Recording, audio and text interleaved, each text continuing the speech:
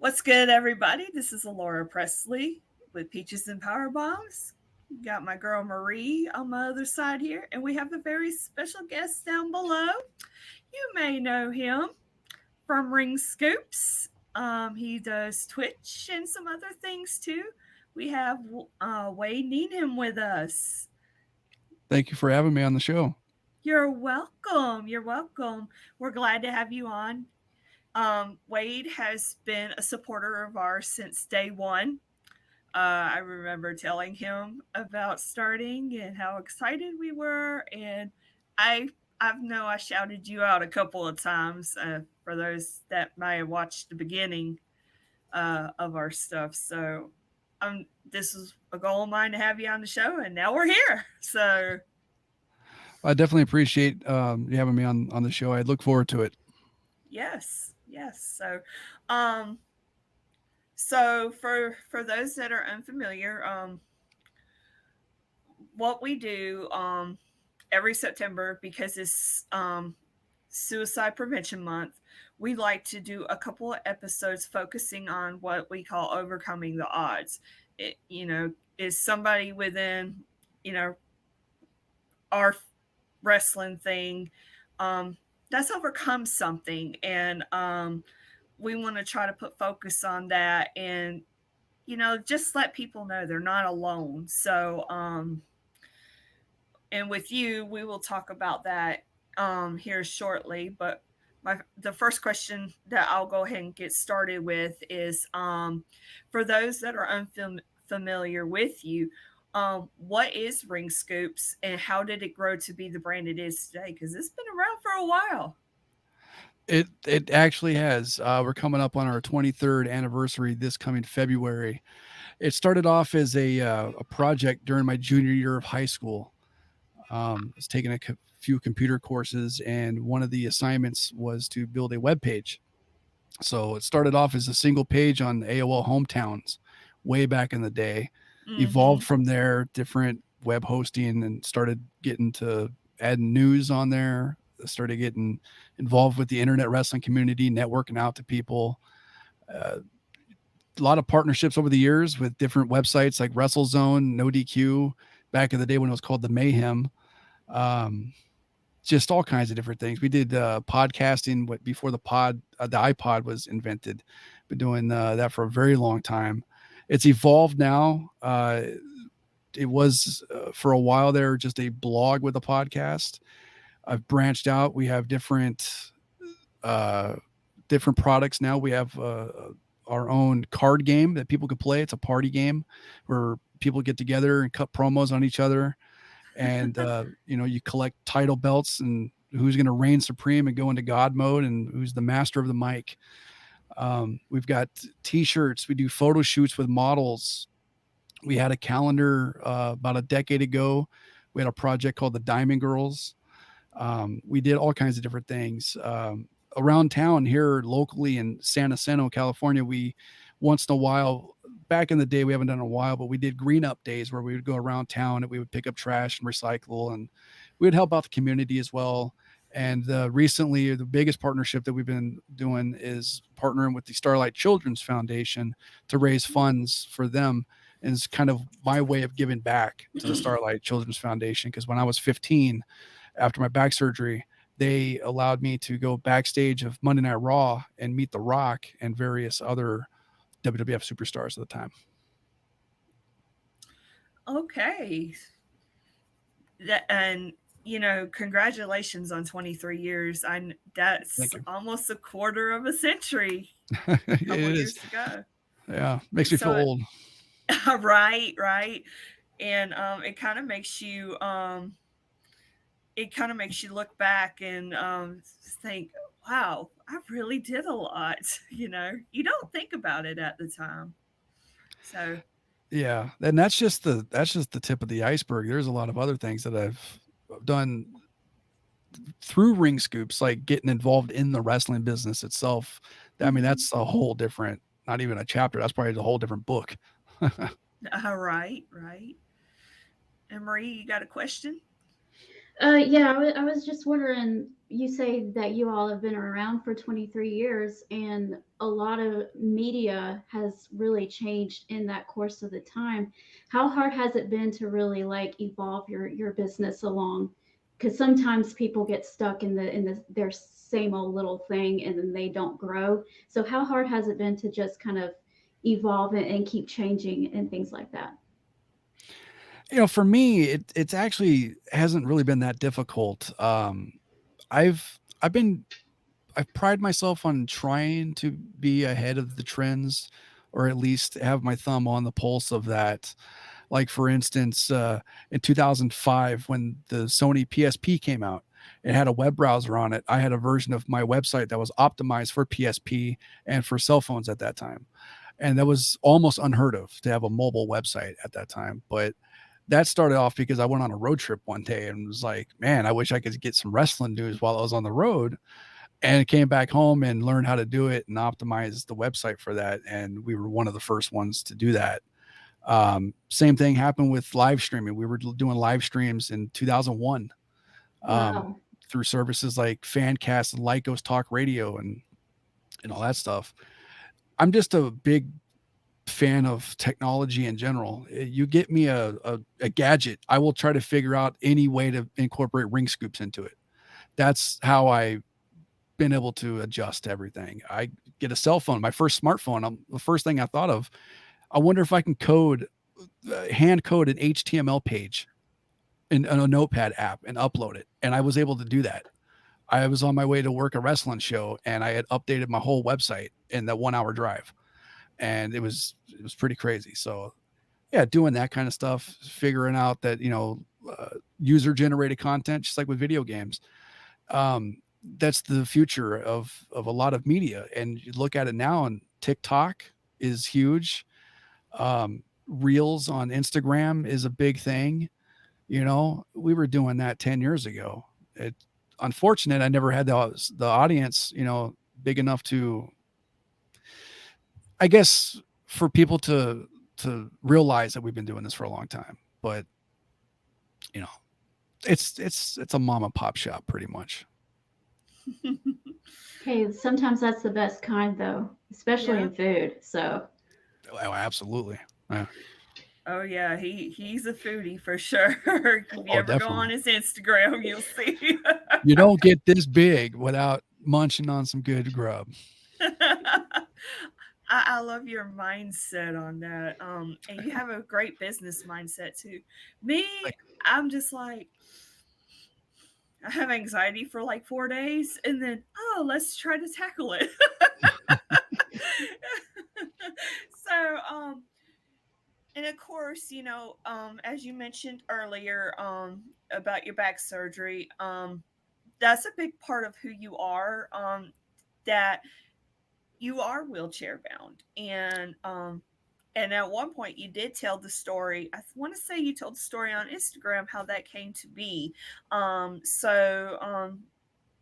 If you don't mind, you want to, would you like to tell us how that happened, and how hard has it how hard has it to been adjusting to that way of life? yeah, yeah, no problem. When I was, oh man, I don't know, 11 or 12, my mom and dad, they noticed that my posture wasn't, spot on. It was kind of hunched over a little bit. So we started going to the doctor to get that checked out, get some x-rays and whatnot done. And, they came to the conclusion that I had, scoliosis, and it started to get really bad by the time I was about 15. My back was at a 90-degree angle. The doctor said that if I hadn't got surgery for it, that by the time that I was 20, I'd be staring at my knees.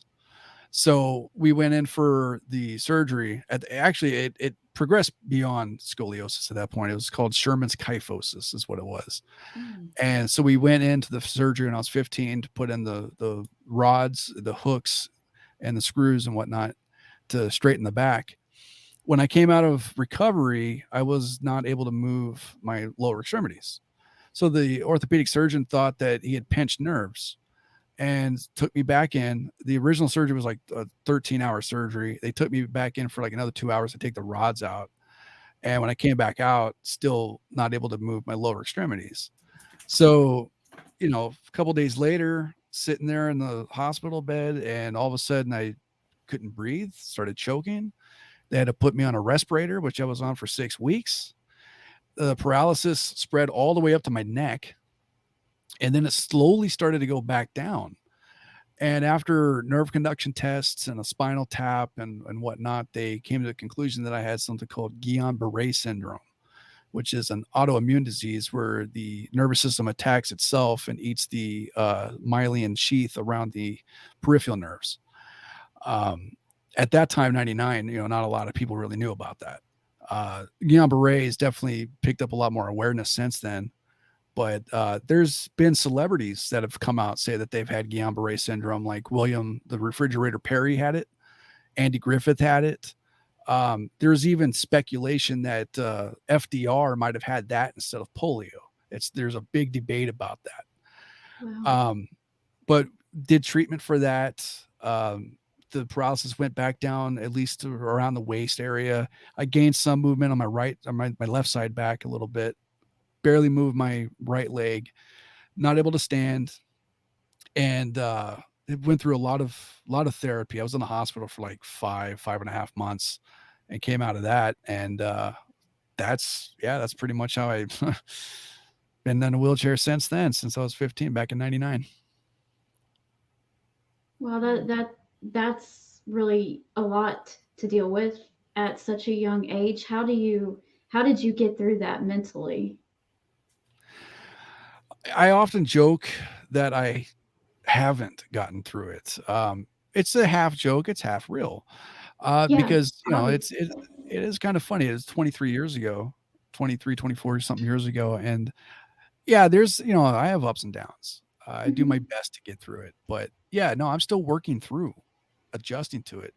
There's times where I'm like, I'll be laying in bed and I'll look over and I see my chair next to me and I'm like, damn, this happened, and I'm still trying to grasp it. But then there's other times where, you know, I I accept it, I roll with it, no pun intended, and I don't let it bother me. But like I said, there's ups and downs. But I would say the first 10 years was the hardest. I was in a huge depression at that time. Um, and yeah, I was self conscious. I didn't want to go out. I didn't want to do anything. I didn't want to socialize with anybody. I wanted to stay here in my room. That was probably why I started getting into computers, because it was very personal. Going online, and the object, other than it being a school assignment to start Ringscoops, the second reason why I started it was I hope to meet like-minded wrestling fans and friends and network that way. And if you do that online, people don't have to know I'm sitting in a wheelchair. We could chat, we get to know each other by personality first, and make friends that way. And I figured if we do that, I never in my wildest dreams ever thought I'd ever meet anybody I met online in person. But then that all changed around 2005 when I started hanging out with the owner of NoDQ.com and became really good friends with Aaron Rift. I'd have him and his guys come over for pay-per-view parties. We would Oh, have a lot of wow. fun. We would meet up at Staples Center for Monday Night Raw and SmackDown, and then in 2007 I flew cross country to Miami to meet up with a buddy, and we met for the first time, and we've been very close friends since then. So close that in 2011 he moved out here to California, lived with me for a year. Oh, Wow. wow. Yeah, and he's back in Florida now, but once in a while, he'll come out here for like a week, or I'll go out there for a week. Obviously, it hasn't been the same, since the pandemic, but Right. Mhm. yeah. But yeah, no, the first 10 years was tough. It was very tough. But I really do credit having the website, doing the podcast, doing the video shows and all that stuff as a huge thing that got me through a lot of the depression, because I was able to escape around me and jump into the monitor and the keyboard and be who I wanted to be there. Mhm. Okay. Um, so that had a lot to do with finding the drive to do to all the things you have going on despite your or disability, I should say, or handicap. Um, is it like even though you have that and everything, do you find other factors to get through, get through things, and you have so much going on, so you have any kind of inspiration, anything like that just motivates you to just keep going forward? Yeah, something that took me a very, very long time to learn. And it is, I would probably say it's been the last 5 or 6 years that I learned this. Um, that life is a marathon, it's not a sprint, you know? And it's also okay to take a break.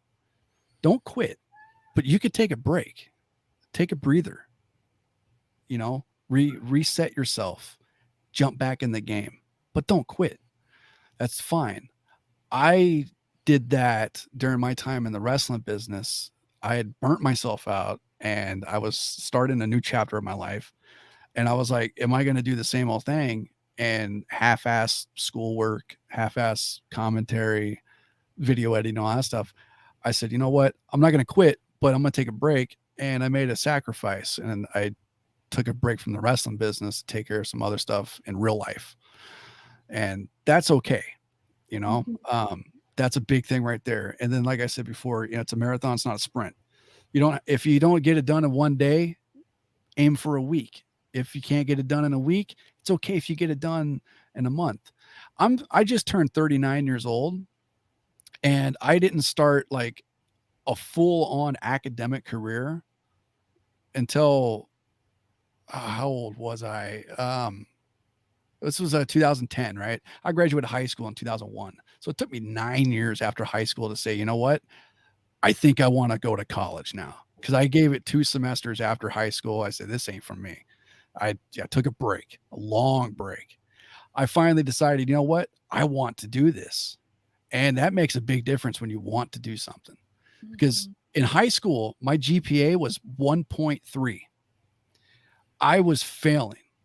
The back surgery, in hindsight, is the best thing that ever happened to me because I took school a little bit more serious when it was a one-on-one thing with homeschool. That helped boost my confidence a little bit, right? Because good grades, I graduated with my class. I wasn't held back.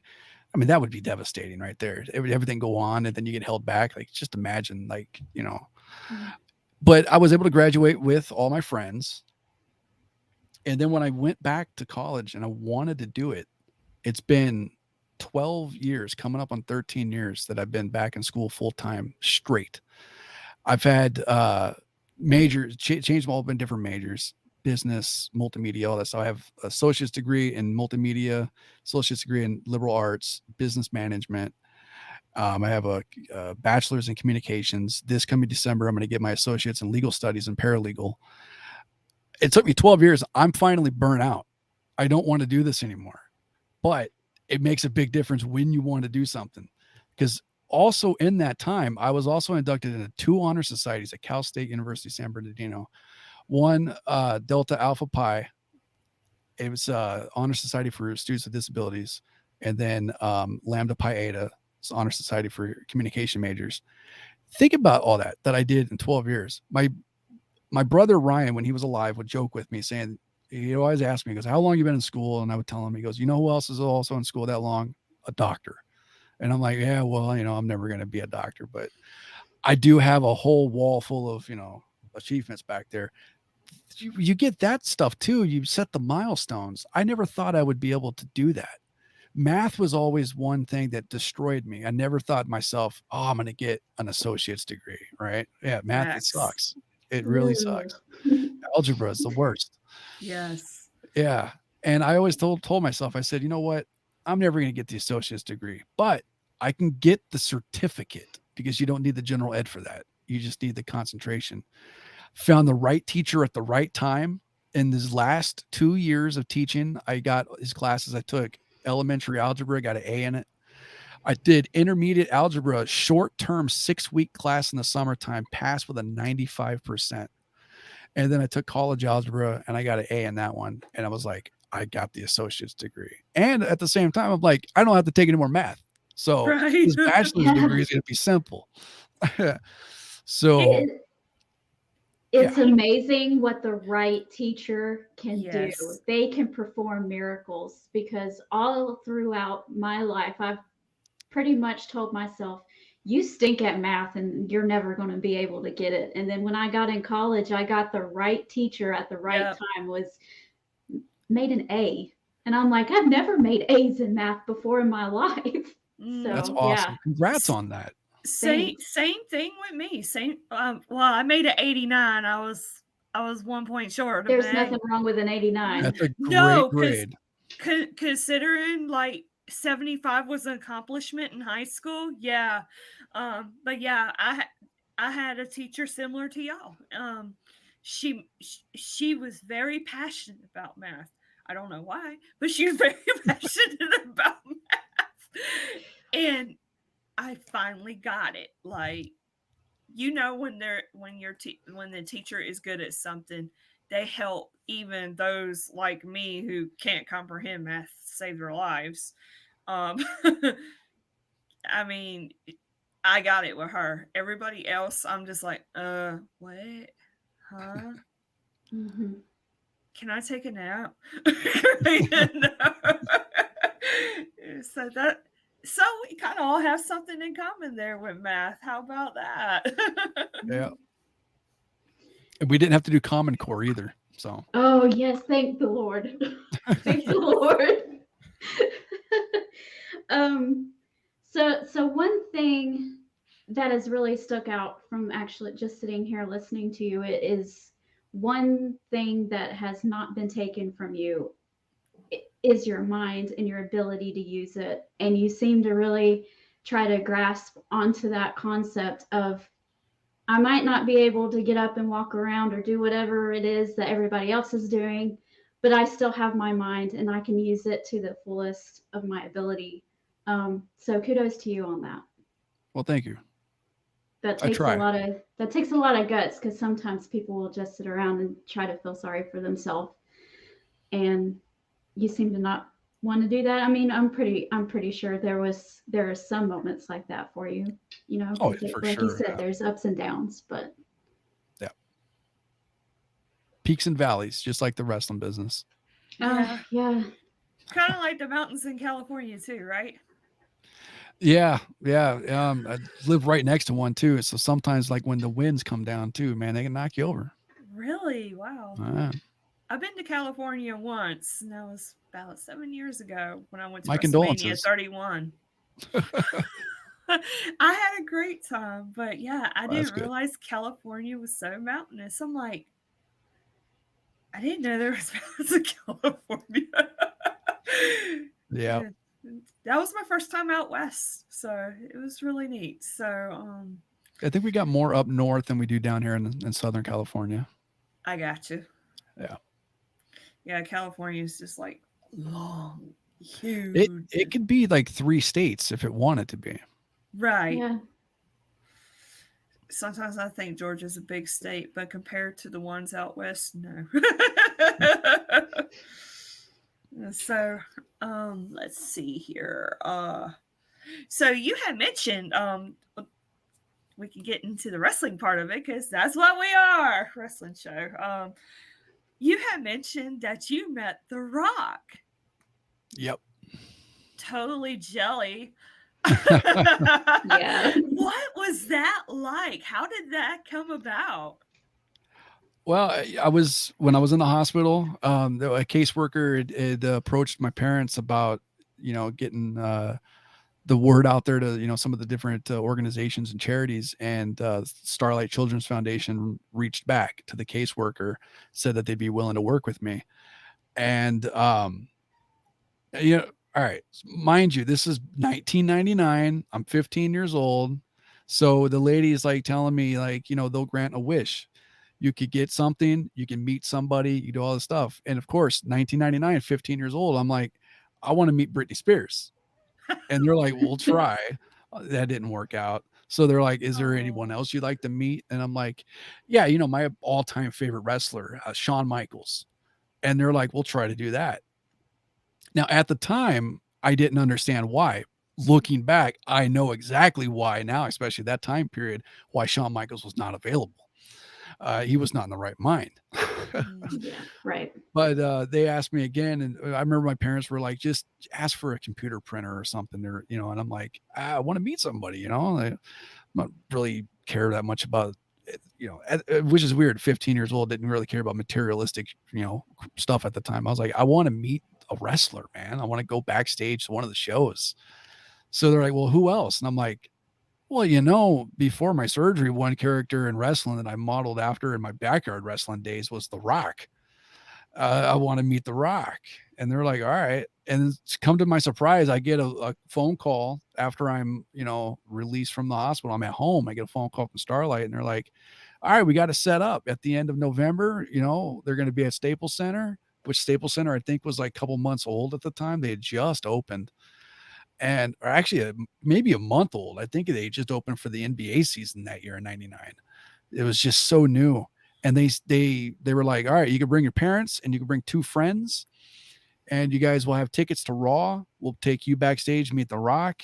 We'll give you some spending money. They sent a limo out to the house to pick us all up. Oh, Uh, wow. yeah, because I live like an hour away from LA, so it was like the drive wasn't that bad. And so they sent the limo out, picked us all up. A couple buddies from high school, joined me. And then I got to go backstage to around all the different places in the Staples Center. Got a whole tour of that place. It Mm. is huge inside. They're bigger than what it looks like outside. Got to see all the different press boxes, all that different stuff too. Free lunch, everything. There was a family from Australia that they flew out too. The kid wanted to meet Stone Cold Steve Austin, but he was Mm. out from injury. But I still think about that family and that kid. He was like 11 years old. He had leukemia. So, Oh. Mhm. but I think about them because me and that kid were geeking out like crazy over wrestling all day long because he was a lifelong wrestling fan like I was. It was really cool to, one, meet somebody from Australia. I've never met anybody like that before. So it was kind of Mhm. cool. We were, getting to know each other from that aspect of culture clash. But yeah, no, we got to go backstage, and while we were waiting for The Rock, it was in the catering area, so all the wrestlers were coming in and out, and they would see us there, and we would yell out for them. Like the Godfather came in, and we were yelling out for the Godfather. I remember the kid was asking, was like, "So where's your hose?" And the rep from Starlight is like, "You can't say that. That's not right." And we're like, "No, it's okay. They're hose." And she's like, "No, that is not right." "No, that's what they're called, hoes." She just didn't get the He didn't concept. get it. Nah. And here she is arguing with an 11-year-old and a 15-year-old about calling these ladies hoes. Any other context in the world, she would have been in the right. But yeah, Devon Dudley was back there, Christian, British Bulldog, Fabulous Oh, Moolah. man. Yeah, there were so many. Shane McMahon came back there because it was the night of the Test and Stephanie wedding. Oh, Oh, wow. Yeah, so that was wow. cool to attend that one. And then finally The Rock came in. Big dude too. And I remember he was busting my balls. Sorry, the language there, but he was busting my balls about how I spelled my name Wade because his dad, Rocky Johnson, his real name is Wade, but he spells it with a Y in the middle. And so The Rock was teasing me about that. He was like, "Yeah, you got the fake name Wade. You don't put a Y in there." And we were just kind of bouncing back and forth with each other on that. Um, and I put together a compilation video for him of my backyard wrestling days and had that. I gave him a video of that, and I made a cardboard title belt with the Brahma Bull on it and gave it to him. And it was really Wow. cool. I got to talk to him for like maybe 15 minutes before the show. And then we went out there and watched the show, and they brought us back home. And I got all the pictures with everybody I met backstage still. I put those up every once in a while, like as a throwback Thursday on Instagram and Twitter. And that was one of the best times in my life right there. That was really cool. And yeah, that's going back to, like, what keeps you going, right? That was one thing right Yeah. there that I was like, this is really cool, man. This was made me so happy that I forgot everything that had happened to me. And for a while there, I was like, this is life. This is supposed to be what life is supposed to feel like, Mm-hmm. is joy. Right. Yeah. Yeah. Was he was, I always see, I hear from other people too, but you can see, he's really, The Rock really comes across as humble and really likable guy. So that was that the case for you as well? Oh, absolutely. Yes. 100%. And you know what? I could vouch for his mom the same way, because in 2015 in Las Vegas, I went to Cauliflower Alley Club and I got to meet Ada, and I showed her a picture of when I met The Rock, and she was really cool about that. She was laughing. She goes, "Oh my god, that's when Dwayne had hair." She was teasing about that, and she was I got to talk to her for like a good 10 minutes that year at Cauliflower. So she's, oh my god, one of the nicest people in the world. So great experience with everyone in the Rock's family so far. Yes, they're amazing. Amazing. They're my favorite wrestling family. That is awesome. Mina says hi in case. Yes, come here. That's what she wants. This Aw. is Mina. Kitty, kitty, That's our kitty. mascot. Say hi. Yeah, she's the same one that this little angel right here is the same one that caused all that ruckus the night before. They're curious. Mm-hmm. And she knows every time I come in the office here and do work or whatever, she thinks we're going live, and she'll meow meow. No, I'm working. We're not live. She Uh, knows every time. And it's like as soon as I open the door to or my little peach thing, put my earbuds in, um, she runs in here. Meow, meow, meow, meow. Yeah. Yep, So, she knows. She knows. mm-hmm. Mm-hmm. So one thing that you're talking about is how wrestling just brought you a whole lot of joy when things were going really bad for you there for a while, and now you're kind of in the like on the media side of things, and you start like because we try our best here on Peaches and Power Bombs to stay positive and always have a positive outlook on stuff, but it is hard not to just get sucked into the scrutiny.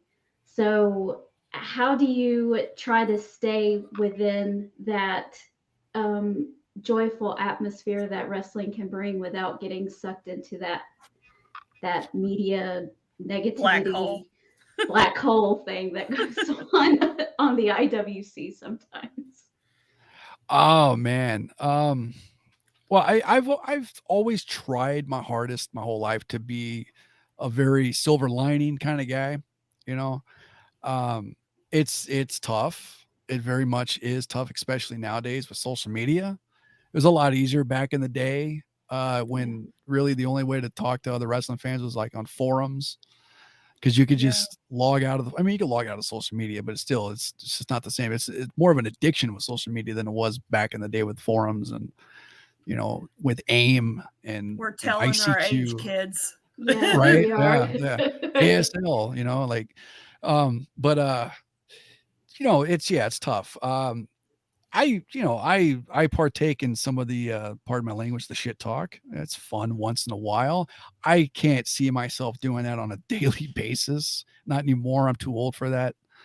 Um, like the other day, I saw a couple guys from No DQ get into it with Sean Ross Sapp of Fightful, and I was like, I had to roll my eyes at it, because at first I'm like, what are they arguing about? Like, whose site's better or what? And when I got down to finding out what started it, they were arguing. It's all started over, does Rob Zombie make good Halloween movies? And it stemmed into this big fight, like to the point where Sean Ross Sapp was like, he was going off on like Aaron Rift and some other guys. And I put a tweet out there. I'm like, man, guys in their 30s and 40s arguing over stupid crap on Twitter is just amusing. And of course, Aaron Rift, being the shit stirrer that he is, he quote tweets it and goes, "Who are you talking to?" Hmm? And so I replied back and said, "I'm talking about you fucking guys." Sorry, my language again, but I said, "I'm talking about you guys. You guys just need to grow the f up, you know." And Sean Ross Sapp replied back to that, and he was like, "If you got a problem with me, you come up to me." And I'm like, "I don't have a problem with anybody. I'm just Bless saying in general." it. Bless it. Yeah, I'm not gonna back down from it. I don't care if these guys got like 250,000 followers on social media or not, like that doesn't mean crap to me. How you treat other Oh man. people and present Yeah. yourself online, that's what matters to me. Yeah, But yeah, Sean is a credible source and he does a lot of good work and I give him all the props in the world, but he needs to log off of Twitter. He needs to log off it. Twitter is so toxic. I've been Twitter free for like, when did I go up? 2015. Yes, it'll be 7 years next month, and it was the wow.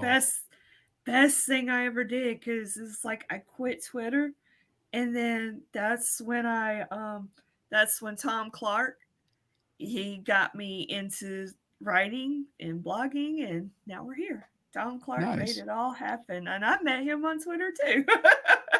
Right So on. And, Twitter, it's a barren wasteland. It is the most toxic social media platform, in my opinion.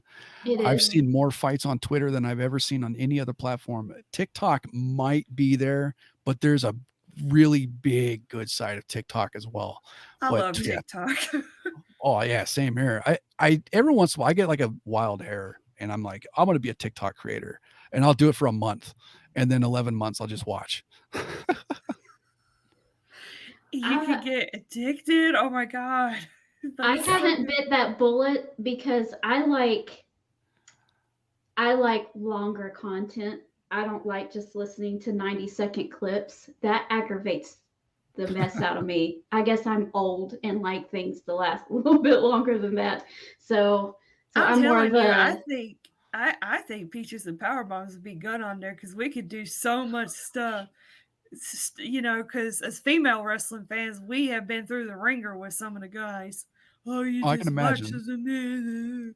Yeah. So like the parodies and stuff. Oh yeah, jeez.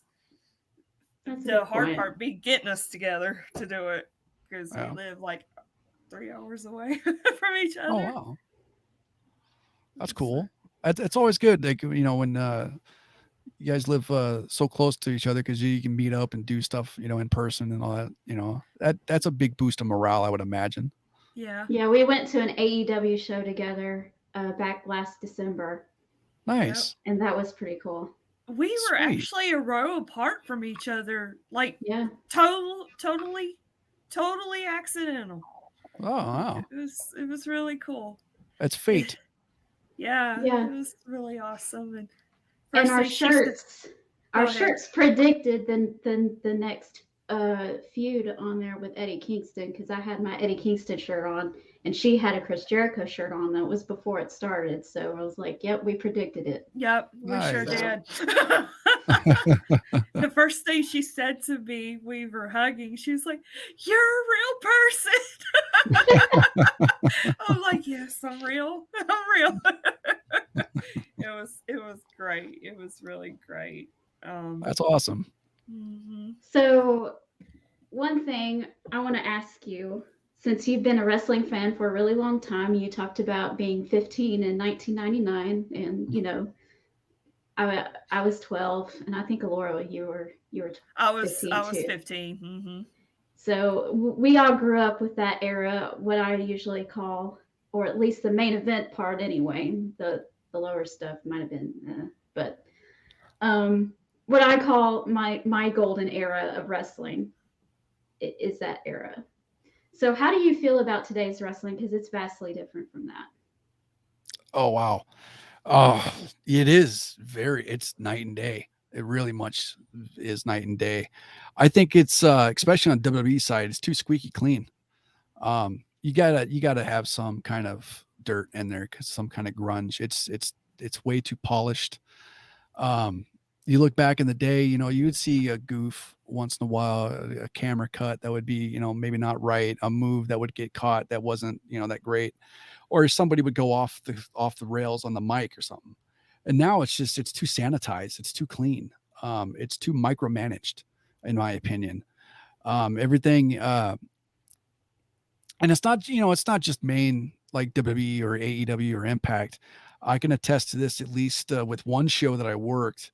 Um, Back in 2013, there was a promotion I worked for called Wrestling Cares, and it was a year-long tournament. Every other month, we did a show, and it was funded by a guy named Dave Jackson.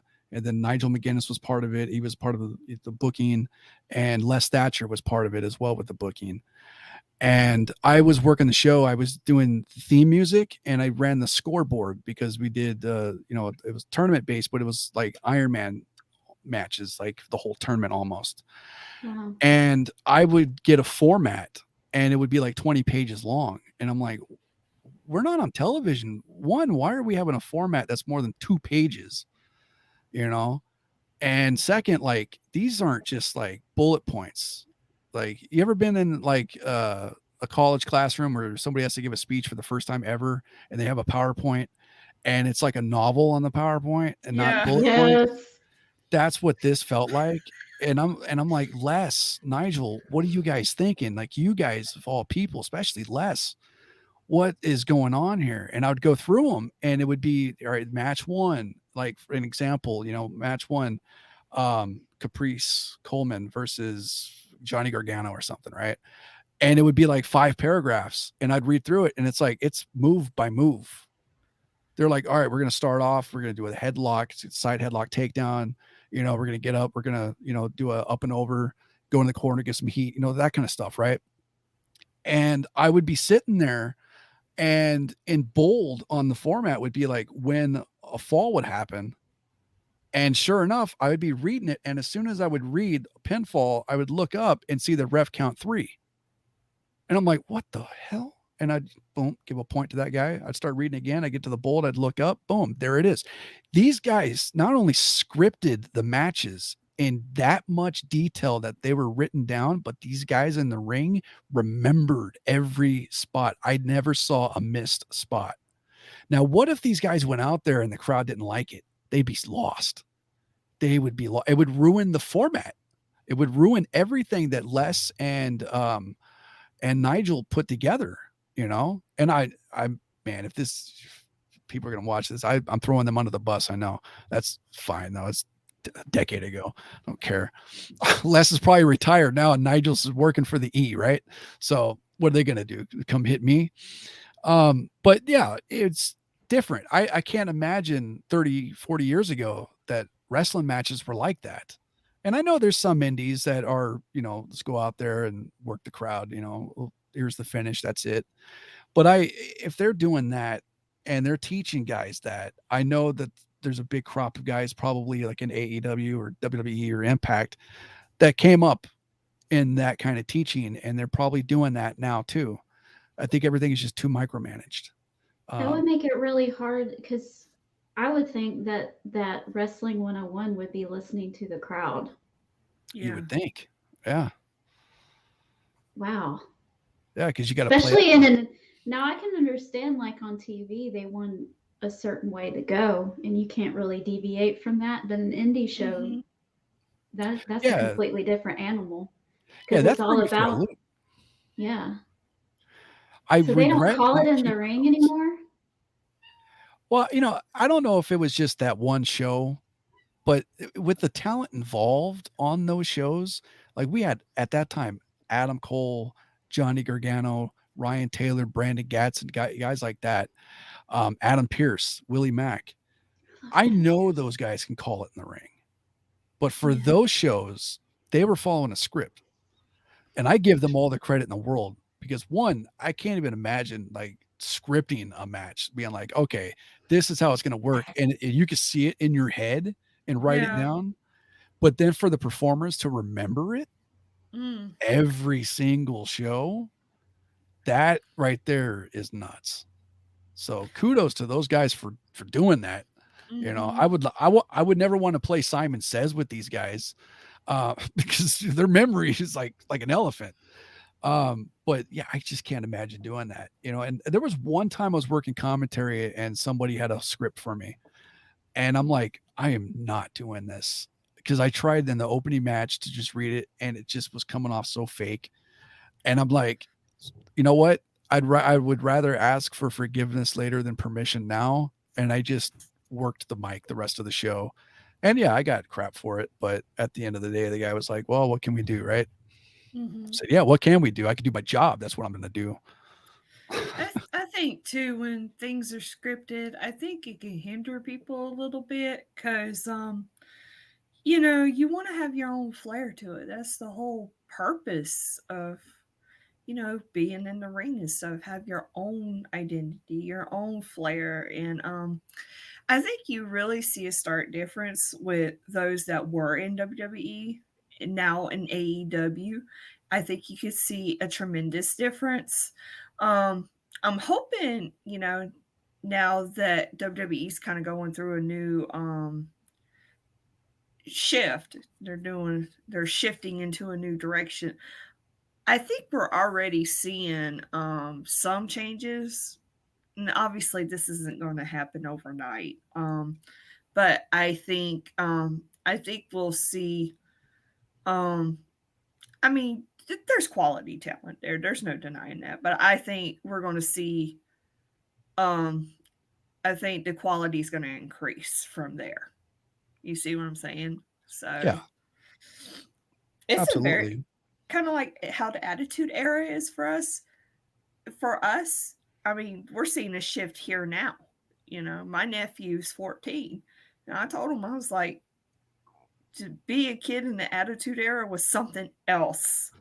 Like it was a fun time to be a fan, and I think it's a fun time to be a fan now. Even Oh, yeah. even before then, with the mishaps and all that, you still had interesting characters. You still had some good matches here and there. So I mean, I think that's the one thing I learned in when I started writing and talking about this is that you try to look for the good side.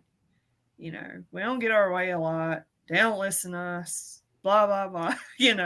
But I think you kind of have to dig in deeper and kind of try to look beyond the surface. That's the one thing I take away from all of it. Oh yeah, absolutely. You know, I could think of two things that happened recently in the wrestling business that you could easily tell. It's very obvious who has worked the indies, who has not, who has worked in the ring to call it in the ring, and who hasn't. One Mm-hmm. is the start of the pandemic when there was empty arenas. It was sink or swim.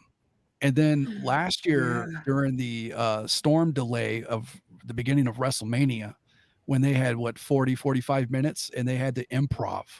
Nobody had Yeah. scripts. Nobody had promos that were written down. You could tell who worked the mic on the fly and who didn't. Yeah, You Drew definitely McIntyre was awesome. yes. Yeah. Yeah, he shined big time. Yeah.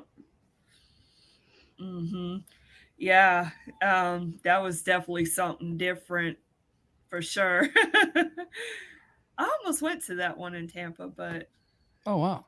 yeah, I almost did. Me and Alex were talking about it, my nephew, and of course, mom's like, "No, you shouldn't go because of the pandemic." You know?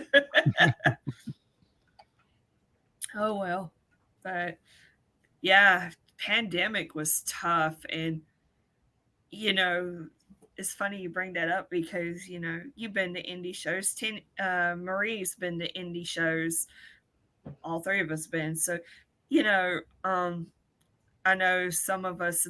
I know we've been there before the crowd gets there or whatnot, and they're just wrestling or practicing or whatever. Empty arenas. It was really different. It was a stark contrast for sure, but it kind of brought me back to my Fort Valley days where we came in way before the show and they would just do a match in the ring. And so yeah, it's kind of like behind the scenes almost in a way, but not. Yeah. It's For fun sure. watching that, and there's no pressure on the guys. Yeah. Oh yeah, for sure. But you didn't have a crowd there to get you going either, so I'm pretty sure that was a tall order. Yeah. So, you got another question, Marie? Um, not off the top of my head. I think I've gone through all of my questions. I am sorry. No, it's okay. We're still getting used. We're trying to take turns answering, doing questions, and we did Vicky Dreamboat a few weeks ago, and I had severe. I've been having COVID brain fog. You could probably notice. I'm like, So I kind of have my sign when I have a moment. Oh, no, you're both doing fantastic. Thank you. Yeah, we were off our game, and we're like, oh god, that was terrible. So, um, Happens to the best of us. yeah, can't always be good, I guess. So, I do have one. I saw this online recently. You shouted out the brand new NXT superstar Quincy Elliott recently. What was that like? Seeing them from their humble beginnings, their start, and their current to the journey he's currently on now, because he's coming with some hype. Absolutely. Man, I tell you this, Quincy Elliott, I am so proud of that kid. I first saw him at training at Jesse Hernandez's School of Hard Knocks in San Bernardino back in 2017. I was living in the dorm at Cal State at the time, and every Wednesday I would take the bus downtown and go hang out at training. And I remember seeing this kid. He was 17 at the time. I remember he come walking in, and I was like, man, that is one big mamma jamma right there. And like, not just like, big dude, tall, real tall, Mhm. especially for his age. I remember looking over at Jesse, and I was like, Jesse, you got your work cut out with this kid. I could tell you right now before he even laces up his first boot. And Jesse's like, oh, brother, don't worry, brother. I'll take good care of him. And I hadn't seen him for maybe 4 or 5 months from the first day that I saw him. And then I went to go do a photo shoot for one of my photography classes. I was making a photo book at the time. And I saw Quincy there, and he was hitting the ropes. He was doing his spinning European uppercut that he's known for now in NXT. He was doing that. And I was like, Jesse, what did you do with this kid? And he was like, brother, you should have seen him on day two. Because like day one, he was huffing and puffing, throwing up in the trash can. Day two, I guess like that was nerves. That wasn't bad cardio. I didn't get to see day two, but he had picked up the business so fast. And then I remember that day when I was doing the photo shoot, I was setting up my tripod, and they had put a crash pad in the ring. And all of a sudden I look in the corner, and I see him climbing up to the top rope. I'm like, oh no, what is he going to do? And he hit the perfect frog splash. I have never seen a guy that big hit a frog splash. And it was his first time ever on the top rope, and he nailed it. And I'm like, do Wow. it again. And everyone's laughing like, oh, he ain't gonna be able to do it again. I'm like, come on, do it again. I got the camera set up, and I got video of it. I got Oh, video of it. nice. And he went up for a third one, and I got a picture of it in midair where he's like, got his arms out on it, Yeah. and a Wow. perfect, clear as day picture of that too. And I was like, dude, this kid is this big, and he can move the way he does. He's going to be huge. And of course, like everyone starting India, he got a crap gimmick. They put him under a mask. They called him Congo Crush. He came out. He was like a masked version of Kamala in a way. Like Oh, a mix wow. between Kamala and Abdullah the Butcher. Mm. And it wasn't working. Wasn't working. Some other stuff happened. Some politics, backstage crap. He left that promotion around the same time that I did, for the same reason, ironically too. And he started hooking up with this wrestler named Saint Sinclair, openly gay wrestler, fantastic talent. And they started really pushing the envelope with, like, the lifestyle, right? Mhm. And they were a tag team, and that's where Quincy started to develop like what you see now, where he calls himself the Super Diva and doing that. He started to develop that while doing a tag team with Saint Sinclair. and they were pushing the envelope. They got people talking big time. And I lost contact with him for a while. And then the next thing I see on Instagram, Quincy post a picture of him wearing the Performance Center shirt. And I'm like, well, I don't know if this is a work or a shoot, right? So I Mm-hmm. messaged him. I'm like, bro, like if it's a work, you've got me. If it's a shoot, congrats. And he was like, "No, it's real." And I'm like, "Are you sure?" Because in 2016, when I was out there for the Rumble, I took a picture outside the Performance Center, told everybody that I'm getting hired. I worked people, don't work me, man. And he was like, "No, it's a shoot, man." And sure enough, all of a sudden, I saw him as an extra in one of the segments. Him and Nikita were doing something, and I was like, this guy's on TV." And then I saw him on Level Up, and I'm like, "What is going on here?" And then I was like, all right, that's cool. He's on Level Up. Let's see how far this goes. And then I see there's actual promos. He's going to be on the NXT main show. And I'm like, wow, they're really going all in on this guy. And rightfully so, because he's a great talent. He gets it. He gets storytelling. He gets character development. And he has come a long way. Like I said, I'm proud of that kid. Sounds like he's a natural talent. Yeah, he is. That picture of him doing the frog splash at training, when I had got that developed and printed out, I went out to the store, got a frame, put it in there, showed up to training, and gave it to him. Oh, nice. Wow. Yeah. So I don't know if he still has it or not, but yeah, It's fan since day one. it's beautiful to see them at their beginning. Yeah. Um, Yeah. um, I used to watch Cash Wheeler when he was Stephen Walters before he got signed. And I remember when after a show and I got to meet him and talk to him for a few minutes, and me and my dad was walking out of the building, and I looked over at my dad and I was like, he's going to be signed in about 10 years. Yeah. And I met Austin Theory like 3 years, I think, before he got signed, and I said the same thing. I was like, he's got something. He's got something. Yeah. He's Talent got a shines through. punchable face, but he's got something. Indeed, he does. Yes, he does. Yeah. Yeah. No, there was similar too. Back in 2004, when I was first getting kind of introduced to like the Empire Wrestling Federation out here in School Hard Knocks. And I had some of the wrestlers come out. We did the interview with them. And then in my front yard, they chopped one of my friends. Like they did 10 chops of the chest, one of the back, all that. And I remember going through the roster one day and watching some of the old footage because they brought some VHS tapes. And I remember watching one of the shows, and there was a woman that was wrestling, and I was like, she has got star power. Just you could see it in her face. You could see it with the way that she performs. You could just definitely tell that if she gets more ring experience, she's going to have it. And that Yeah. was Candace Larae. Wow. Oh, wow. Yeah. Big fan of her since. Luckily, I've had an opportunity to call a couple of her matches as well in the EWF. She had teamed up one night. It was the EWF and AWS put a show on together, and there was a tag team match. It was I want to say it wasn't Christina Von Eerie. Might have been Christina Von Eerie and Mischief.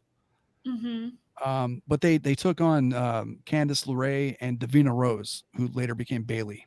Yep. Yeah. Yeah. Yeah, that was a good match. Yeah. That. AC Mack, I don't know if you know who he is or not, but he's the first openly gay black world champion in the history of professional wrestling. Um, I've been watching him for years here in Atlanta, and I remember saying something. He's really special, and we got to have him on the show about 6 months ago. And then last week, when they announced the PWI Top 500, he's at number 25, and he's Yeah. not signed. Wow, So yeah, Yeah. that's he's quite the incredible. accomplishment. Yeah, Yeah. it is. Absolutely. I remember I haven't I don't I hadn't had any really big stars come through, I don't think. Well, yeah, some came through after I stopped going to the shows because I had to work. My brother at the time, was doing some booking for AWN in Fort Valley, Georgia, and he actually had Apollo Crews booked at his show when he was Uha Nation. He was gaining a lot of traction, and he was able to book them and did a great job.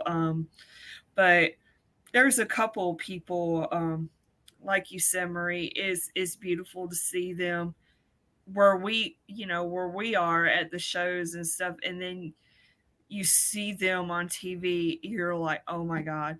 I'll never forget. There's this one wrestler. He was a big part of our little hangout. His name was John Davis, and I remember he had a good look to him. Took care of himself really well. I thought he was hot, and anyway, I was like, man, I could see him going somewhere if he applies himself. And I'll never forget. I remember just one night we were hanging out at home. Mina, what? We were hanging out at home, and Alan come across Ring of Honor, and he was in a tag team with somebody. I can't remember who, but he was on Ring of Honor, and I'm like, oh my god. And you probably, I don't know if y'all seen him or not. Marvelous Michael Stevens. He's made some appearances on Main Event and Raw. He's done a couple of matches on AEW Dark. My brother had a hand in training him, and I remember when him and his friend would just show up, and they're just two kids. Fordell Walker's another one. He's a big name in the Southeast, and he I don't know if he's done any dark or not, but I remember seeing him on Raw one night, and I'm like, this dude has been to my house. He stayed at our house, and he's on Raw. This is really awesome. I remember seeing him like in 2004 at AWN, and he's kind of got around since then. I saw him a few years later, and he did some shows there, and it's just seeing that, you're like, man, they're really living the dream. That's awesome, because it's not easy, especially for indie guys. Yeah, for sure. It's and it's cool because it works both ways, obviously, right? Like it's really cool to see somebody that's just starting and then to see where they go. But the other way around too, like if somebody you meet from watching as a kid, and then later on when you get to meet them in their later years. In 2012, my buddy and I were at training, and Jesse Hernandez was on the phone, and he gets off the phone and he's like, yeah, $1 Million Man Ted DiBiase is going to be coming out for a week, and he was like trying to get this other guy's attention because he was going to ask him to drive him around. And we're like, no, Jesse, we got you, bro. We'll drive him around. And he's like, are you sure? And we're like, yeah, we'll drive Ted around. Don't worry about it. Garrett's got a job, we don't. So we got him.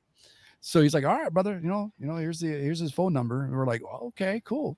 So I remember like when he flew in, we called him up. We're like, all right, Ted, what time you want us to pick you up? And he's like, tells the time. So we go out there, and we're waiting in the parking lot of the Days Inn, waiting for him to come out. And my buddy looks over at me and he goes, when we see him, should I start blasting his theme? And I'm like, no, don't do that, dude. No, come on, man. He'll walk right back in and call Jesse and be like, these marks, So he comes out and he gets in the back of the car, and he's like, all right, boys, before we go, we're going to Starbucks. We're like, okay. Like I was never a Starbucks guy. And we go through, and he's like, you guys want anything? It's on me. And my buddy's like, yeah, no, I'm good. And I'm like, well, I mean, if you're offering, right? So I was like, I've never been to Starbucks, Ted. What do you recommend? And he's like, iced caramel macchiato. And I'm like, I'll take one of those, I'll try it. And proud to say that ever since then, because of the $1 Million Man, I am hooked on iced caramel macchiatos. The So Apple one during fall season is really good too. is it? Yeah. I You like wouldn't Caramel the think that apple's a good apples and flavor. coffee you wouldn't think that apples and coffee would go together, but it somehow does. I don't understand, but it's tasty. I like the Wow. vanilla bean frappuccino. That's good. Those those are good as well. Yeah. Yeah. Hmm. There's not much on the Starbucks menu nowadays that I would say no to. I'll be honest. And it all stems from the $1 Million Man, Ted DiBiase. He was my Yeah. fixer. He's the one that got me hooked and addicted. And I got to go in there, get me a drink, give me a cake pop. Love them cake pops. Those are the best in the world. Like that's crack right there. But yeah, no, it was fun driving Ted around for a week, and we got to we took him to training for a seminar one day, and then everybody was picking his brain, and we're like, man, these guys paid like $300 to hear Ted talk for an hour. Here we are getting paid to drive him around, and we still get to pick his brain, and he got his treats. This is awesome. And afterwards he was like, is there if there's anything that we can do, to repay you for this? And we're like, well, I mean, Jesse already gave us, some gas money. And he was like, you need anything, you let me know. And like a couple of days later, my buddy was like, WWE is going to be in town. Maybe Ted can get his tickets. And I'm like, that's a tall order, man. But I emailed him and he hooked us up with tickets. And we went up to the Nice. will call and we were getting the tickets. And the lady was like, oh, who left them for you? And we're like, yeah, Ted DiBiase. Everyone behind us in line is like, look at these clowns trying to get tickets. And they hand us the tickets. And on the envelope said Ted DiBiase on it. And everyone's like, how do you know Ted? And we're like, it's just how we roll, man. Like we just worked everyone in line. That's funny. That's funny. Yeah. Over the years, I've become really good friends with Diamond Dallas Page, and for the longest time, I was afraid to ask him any wrestling question or whatever because I knew him through his DDPY stuff, so I'd pick his brain about the program, but wrestling, it took me about probably 8 months before I would ask him any wrestling questions, and he was like just sitting there talking with me for hours about it. And to this day, if I ever need anything for Wrestling Inc. or whatever, he will drop everything and do an interview with me. He's pretty awesome dude. So Yeah, That's he's great. Yeah, I've requested her always got for that. some stuff too. Yeah, I've always got that from DDP. I've never had the opportunity to talk to him. I almost did in 2006. I almost got an interview with him, but the day that I was supposed to do it, my computer had crapped out. I was trying to oh fix the sound man. card on it, and his agent had called me up, and I'm like, "Give me an hour," and he was like, "He doesn't have an hour," and I'm like, "I guess we'll have to reschedule," and it just never came to be. It's funny, Man. all these years, right, doing all this media stuff. Yeah. I've got crazy stories of certain interviews that never happened. Like that one is a tame one. There was one in 2003, and I'm still embarrassed to this day about this. 2003, I almost got Bret Hart. Oh man. I was talking with his agent, Marcy, at the time. I don't know if she's still his agent or not, but I was talking with her. He was in the process of still writing his book, Hmm. and I was going to have him on. And we were talking every once in a while, me and his agent. And it was a Sunday morning, and all of a sudden, like my phone was ringing, and I picked it up, and I hear like fax machine sounds. And so I'm like, all right, it's not a fax machine. I hang up. And it happened again like 3 or 4 times. Finally, like I get the phone and I yell and I go, hey, this ain't no effing fax machine, because you can hear right at the other end. And I hang up. And then phone rings again and I pick it up and it's her. And she's like, yeah, you know what? That was pretty unprofessional. The interview's off. Oh no. And she hung up on me. And I'm thinking to myself, like, well, you can't really blame me too bad for that when we've never faxed each other. Why are you trying to fax me? You know what I mean? Yeah. Like this is not a fax number. She should know that. She's called me on it. She's just called me on it. But yeah, I'm still a little embarrassed about that one. I screwed the pooch on that.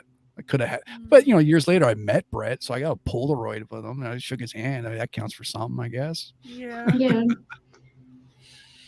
I Yeah. wouldn't completely say that that was all the way your fault either, but things happen. Um, Yeah. back in, when was it? No, May. I was supposed to interview Kurt Angle for Wrestling Inc., but Wow. he had to pull out because he had to have his double knee replacement surgery. So it didn't come to fruition, but I was very close. That would have been really cool. Yeah. Yeah. Kurt's on my bucket list of guys I would love to talk to. Yeah. Oh yeah, for sure. One of our goals is to get Eddie Kingston on because we love Eddie Kingston. Yeah, Nice. this is the Eddie Kingston love fest over here on Peaches and Power Bombs. We are biased and we are proud of it. Nothing wrong with that. And Mina's got to throw in her 2 cents too. Yeah. All right, Alora, if that is all the questions that we have for Wade, I know it's not really been an interview, it's been more just us talking a bunch of crap, but it's been a lot of fun. Oh yeah, Oh, that's how we do it here. Wait, just let everybody know where they can find you, and in addition to some other things that you do other than ring scoops. yeah, primarily it's Ring Scoops. All the major social medias, the name is at Ring Scoops. That's like earlier when you asked how do I constantly evolve, right? One thing is if I see there's a new platform, I instantly sign up and get at Ring Scoops. I hammer that in. And well, it's gonna be a lot easier to get one now if somebody else takes it because I own a trademark on the name now. But um, yeah, at Ring Scoops, Twitter, Facebook, Instagram, Snapchat, um, TikTok, Twitch. Um, find me on that. If there's any Disney fans out there, I run a Disney Instagram. Magic Key on Wheels is the username for that. Magic Key on Wheels. Um, Great pictures of good eats at Disneyland and California Adventure. I got some videos every once in a while. I'm going next week too. So, there's going to be some more content. I got a couple YouTube videos up about that as well. Me going around the parks, kind of showing off some different things. I got the Infinity Gauntlet at Avengers Campus. I got my wrestling pose picture with it too, um, the infamous wrestling pose everybody does. And yeah, there's that. Anybody out there that likes movies and television, I have a podcast for that as well, cinemaflare.com. It's cinemaflare, FLARE, cinemaflare.com, ringscoops.com, Magic Key on Wheels. Those are my big things right there. And of course, if anybody wants to help out with the Starlight Children's Foundation, you guys can find the links on my LinkedIn, which is the link on all my socials. We got a link there if anybody like to donate to the Starlight Children's Foundation. That's one of the And we'll big make things. we'll make sure we put a link on it below the interview too when we load everything up as well. Oh, I appreciate that. Thank you so much. Mm-hmm. And thank you for having me on the show. I had a lot of fun. I would love I to come did back on too. sometime.